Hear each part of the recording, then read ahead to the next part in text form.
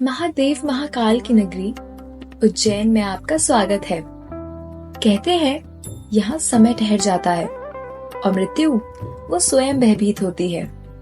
क्या आपने कभी गौर किया कि जब दुनिया के 11 ज्योतिर्लिंग पूर्व दिशा की ओर देखते हैं, तब महाकालेश्वर एकमात्र ऐसे ज्योतिर्लिंग है जो दक्षिण की ओर देखते हैं।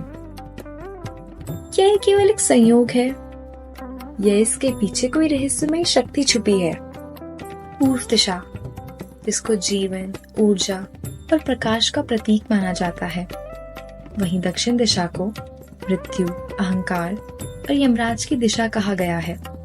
यही कारण है कि सभी ज्योतिर्लिंग पूर्व की ओर उन्मुख हैं। लेकिन महाकालेश्वर दक्षिण की ओर क्यों? आखिर क्या कहानी है महाकालेश्वर ज्योतिर्लिंग की?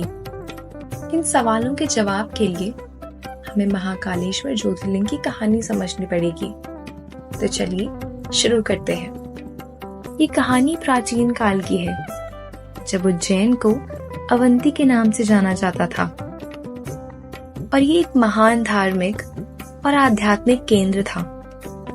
अवंती नगरी एक समृद्ध और शांत शहर था, जहाँ भक्तों और ऋषि मुनियों का वास था।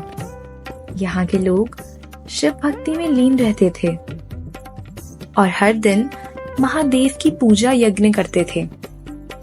लेकिन एक समय की बात है, एक अत्यंत बलशाली और क्रूर असुर दूषण ने देवताओं से वर प्राप्त कर लिया था कि उसे किसी भी मनुष्य या देवता से कोई हानि नहीं पहुंच सकती।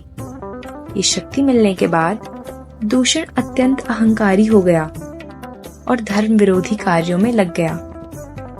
उसने अवंती नगरी पर आक्रमण कर दिया और वहां के ऋषि मुनियों और भक्तों को शिव पूजा करने से रोकने लगा। जो भी शिव भक्ति करता, वो उसे कठोर दंड देता। ऋषि मुनियों ने जब देखा कि दूषण उनके धर्म और भक्ति को नष्ट कर रहा है, तो वे अत्यंत चिंतित हो गए। अंत में वे सभी मिलकर शिव जी की उपासना करने लगे। उनसे रक्षा की प्रार्थना की। भक्तों की पुकार सुनकर भगवान शिव स्वयं प्रकट हो गए।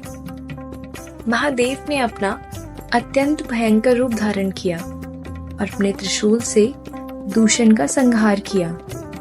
यही स्थान आगे चलकर महाकालेश्वर ज्योतिर्लिंग रूप में प्रसिद्ध हुआ। ऐसा कहा जाता है कि भगवान शिव ने यहाँ सदैव विराजमान रहने का वचन दिया था, ताकि उनके भक्तों की रक्षा होती रहे। इसी वजह से महाकालेश्वर ज्योतिर्लिंग दक्षिण मुखी भी है, जो कि अत्यंत शक्तिशाली और अलौकिक माना जाता है। दूषण राक्षस की कहानी बताती है कि अधर्म और अहंकार का विनाश निश्चित है और जो भी सच्चे मन से भगवान की शरण लेता है, उसकी रक्षा महादेव स्वयं करते हैं। महाकालेश्वर ज्योतिर्लिंग सिर्फ एक मंदिर नहीं है, बल्कि एक ऐसा शक्ति स्थल है जो प्रतीक है समय और मृत्यु पर विजय प्राप्त करने का। महाकालेश्वर से जुड़ी पौराणिक कहानी तो हमने सुन ली, पर क्या आपको इसका वैज्ञानिक महत्व पता है? चलिए वो भी समझते हैं। हम सभी ने बचपन से पढ़ा है कि हमारी पृथ्वी गोल है, लेकिन जब इसके केंद्र की बात आती है तो लोग अक्सर सोच में पड़ जाते हैं।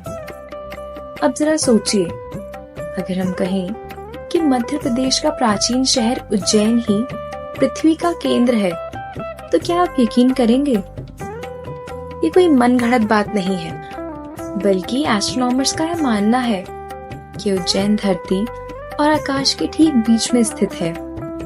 यहाँ तक कि प्राचीन शास्त्रों में भी उज्जैन को देश का नाभि स्थल बताया गया है।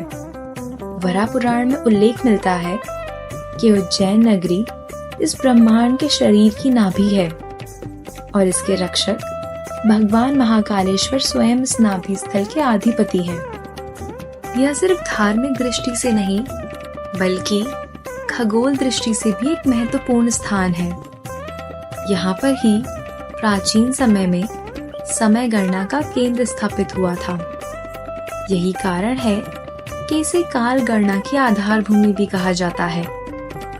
महाकाल की नगरी न सिर्फ आध्यात्मिक ऊर्जा का केंद्र है, बल्कि वैज्ञानिक तथ्यों से भी इसका गहरा संबंध है। उज्जैन का महाकाल मंदिर केवल आस्था का केंद्र नहीं है, बल्कि पौराणिक और आध्यात्मिक दृष्टि से भी बेहद महत्वपूर्ण है। यहाँ भगवान शिव ने दूषण नामक राक्षस का वध किया था और अपने भक्तों की रक्षा की थी। भक्तों के आग्रह पर भोलेनाथ ने यहाँ महाकाल के रूप में निवास किया और तभी से यह स्थान भक्तों के लिए अखंड आस्था और शक्ति का प्रतीक बन गया। महाकालेश्वर भगवान की 12 ज्योतिर्लिंग में से तीसरा ज्योतिर्लिंग है और खास बात यह है कि यह इकलौता दक्षिण मुखी ज्योतिर्लिंग है। दक्षिण दिशा को यमराज की दिशा माना गया है और कहा जाता है कि महाकाल मृत्यु के भी स्वामी है। यही कारण है कि इस मंदिर को तंत्र साधना के लिए भी अत्यंत शक्तिशाली और महत्वपूर्ण माना गया है। एक और मान्यता के अनुसार भगवान शिव स्वयं इस स्थान पर प्रकट हुए थे। साथ ही ऐसा उल्लेख है कि उज्जैन की स्थापना स्वयं ब्रह्मा जी ने की थी।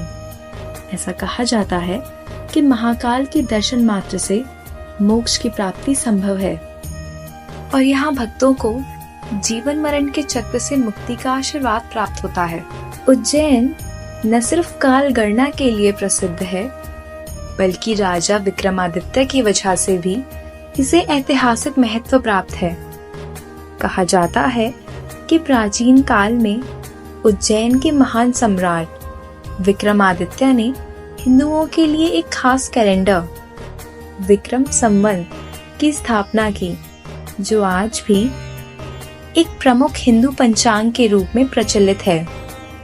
भारत के उत्तरी, पश्चिमी और मध्य भाग में इसी पंचांग के आधार पर व्रत और त्योहार मनाए जाते हैं।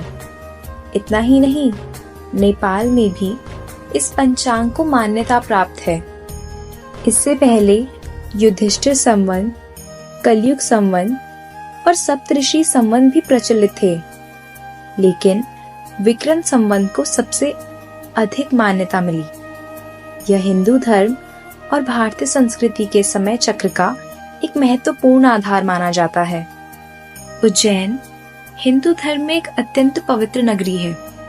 यह देश के 51 शक्तिपीठों और 4 प्रमुख कुंभ स्थलों में से एक है। यहाँ हर 12 साल में पूर्ण कुंभ और हर 6 साल में अर्ध कुंभ का आयोजन होता है, लेकिन उज्जैन के कुंभ को सिंहस्थ कुंभ कहा जाता है।